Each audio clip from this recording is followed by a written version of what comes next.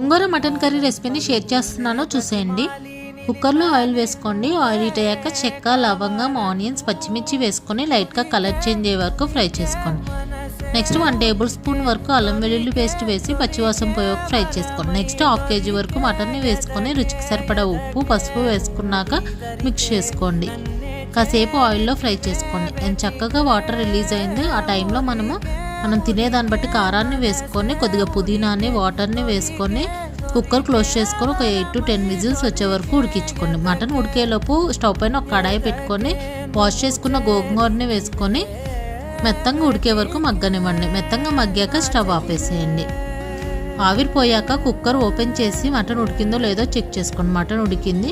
మళ్ళీ స్టవ్ పైన పెట్టుకొని 1/2 టేబుల్ స్పూన్ వరకు గరం మసాలా వేసుకొని మిక్స్ చేసుకోండి. ఒక 5 minutes తర్వాత గోంగూరని వేసుకున్నాక మొత్తం మిక్స్ చేసుకోండి. లాస్ట్లో కొత్తిమీర వేసుకొని స్టవ్ ఆపేసేయండి.